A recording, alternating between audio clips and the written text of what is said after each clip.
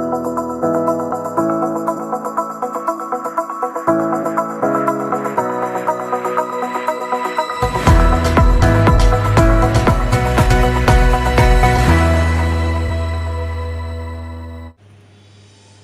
Friends, welcome to 4 Star studios.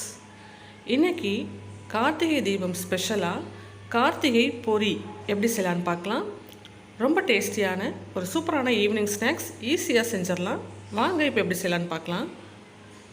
இப்போ ஒரு pan heat பண்ணிவிட்டு அதில் 1 கப் அளவுக்கு பொடி பண்ண வெல்லம் சேர்த்துக்கோங்க.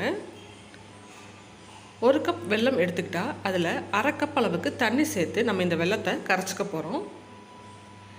இதே கப்பில் தான் நம்ம பொரியும் அளந்துக்க போகிறோம்.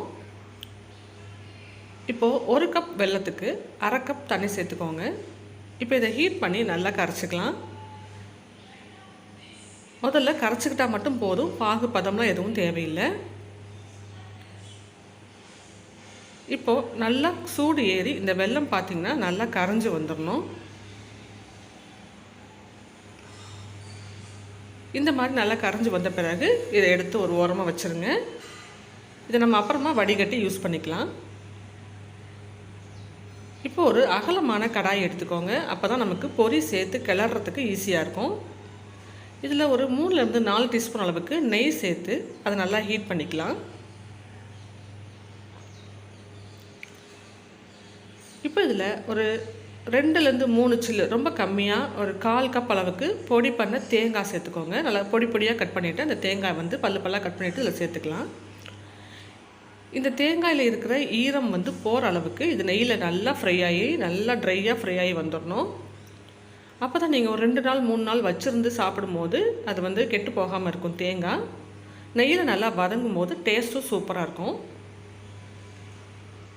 இப்போ ஒரு மீடியம் ஃப்ளேமில் வச்சு ஒரு 2லேருந்து 3 நிமிஷம் இது நல்லா கொஞ்சம் நிறம் மாறி வர வரைக்கும் வதக்கி விடுங்க தேங்காயை. இப்போ பாருங்கள், தேங்காய் ஓரளவு நல்லா நிறம் மாறி வதங்கி வர ஆரம்பிச்சிருச்சு. இந்த அளவுக்கு வந்த பிறகு இதில் ஒரு 1/2 கப் அளவுக்கு வேர்க்கடலை தோல் எடுத்துகிட்டு சேர்த்துக்கலாம். வேர்க்கடலையும் சேர்த்து நல்லா நெய்யில் ஒரு தடவை ஃப்ரை பண்ணிக்கலாம். ஒரு 1 நிமிஷம் போல் ஃப்ரை பண்ணிக்கோங்க. வேர்க்கடலை வறுபடும் போது நம்ம தேங்காய் இன்னும் கொஞ்சம் நல்லா வறுபட்டு வரும். அதனால் முதல்ல தேங்காய் சேர்த்துட்டு அதுக்கப்புறமா வேர்க்கடலை சேர்த்துக்கோங்க. இப்போ ஒரு 1 நிமிஷம் போல் வேர்க்கடலை சேர்த்து நல்லா இந்த மாதிரி ஃப்ரை பண்ண பிறகு அதே அளவுக்கு 1/2 கப் அளவுக்கு பொட்டுக்கடலை சேர்த்துக்கலாம்.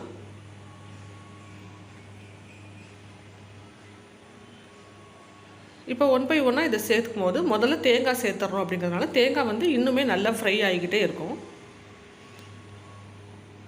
இப்போ பொட்டுக்கடலையும் சேர்த்து ஒரு 1 நிமிஷம் போல் நல்லா வதக்கி விட்டுருங்க. இது எல்லாம் சேர்ந்து நெய்யில் நல்லா வறுபட்டு நல்லா கமன்னு வாசனை வர ஆரம்பிக்கும்.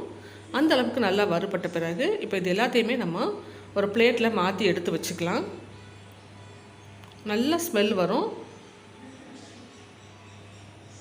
அந்த அளவுக்கு நல்லா எல்லாம் ஒன்று சேர்ந்து வறுபட்டு வந்த பிறகு இது ஒரு பிளேட்டில் மாற்றி வச்சுக்கோங்க. இதுக்கப்புறமா இந்த கடாயிலேயே நம்ம ஏற்கனவே வெல்லம் கரைச்சி வச்சுருக்கோம் இல்லையா, அதை வந்து நம்ம வடிகட்டிக்க போகிறோம். ஒரு வடிகட்டி வச்சு வடிகட்டிக்கோங்க. ஏன்னா அப்போ தான் நமக்கு வெல்லத்தில் மண் தூசி ஏதாவது இருந்தால் அதை நம்ம ரிமூவ் பண்ண முடியும். இப்போ பார்த்தீங்கன்னா நம்மளுடைய இந்த வெள்ளை கரைசல் வந்து இந்த மாதிரி தண்ணியாக இருக்கு இல்லையா, உங்களுக்கு இதை ஊற்றும் போதே தெரியும். இதை நல்லா ஒரு மீடியம் ஃப்ளேமில் வச்சு ஒரு 4லேருந்து 5 நிமிஷம் வரைக்கும் கொதிக்க வைக்கணும்.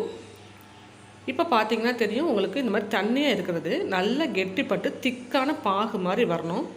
அதுக்கப்புறம் தான் நம்ம பொரியை சேர்க்கணும். இந்த மாதிரி தண்ணியாக இருக்கும் போதே சேர்த்துட்டாக்க நமக்கு பொரி வந்து நமுத்து போன மாதிரி ஆகிடும்.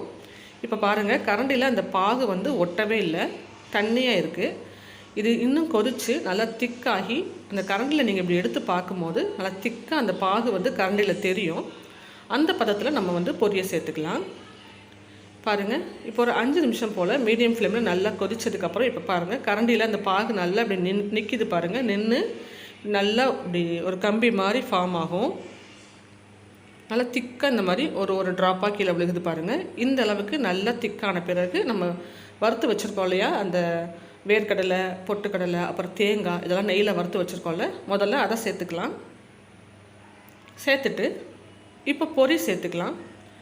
நம்ம 1 கப் அளவுக்கு வெல்லம் எடுத்துருந்தோம் இல்லையா, அதுக்கு 4லேருந்து 5 கப் அளவுக்கு பொரி சேர்த்துக்கலாம். நான் இன்றைக்கி ஒரு 4 கப்பு அளவுக்கு பொரி சேர்த்துக்கிறேன். நீங்கள் தேவைப்பட்ட 5 கூட சேர்த்துக்கலாம், கரெக்டாக இருக்கும். இப்போ இந்த பொரியை இந்த வெல்லத்தில் சேர்த்துட்டு அடுப்பு சிம்மில் தான் இருக்குது. லோ ஃப்ளேமில் இருக்கும் போதே நம்ம இதை வந்து பொரி சேர்த்து கலந்து விடலாம். ஒரு தடவை எல்லாம் சேர்ந்து வர மாதிரி நல்லா கலந்து விட்ட பிறகு நம்ம ஸ்டவ்வை ஆஃப் பண்ணிவிட்டு நல்லா மிக்ஸ் பண்ணணும். எல்லா பக்கமும் அந்த வெல்லம் வந்து கோட் ஆகிற மாதிரி நல்லா மிக்ஸ் பண்ணிவிட்டு இதை ஒரு பரவலான பிளேட்டில் கொட்டி ஆற வச்சிட்டிங்க அப்படின்னா நல்லா ஆறின பிறகு உதிரி உதிரியாக வந்துடும். பாருங்கள், இப்போ இன்னுமே ஸ்டவ் ஆனில் தான் இருக்குது. ஒரு நிமிஷம் எல்லாம் ஒன்றா வர மாதிரி கலந்துட்டு நீங்கள் ஆஃப் பண்ணிவிடுங்க. ஆஃப் பண்ணாலே அந்த பாத்திரத்துடைய சூட்டுக்கே நல்லா இன்னும் வெல்லம் இலக்கம் கொடுத்து நல்லா எல்லாத்தோடையும் ஒன்றா மிக்ஸ் ஆகி வரும்.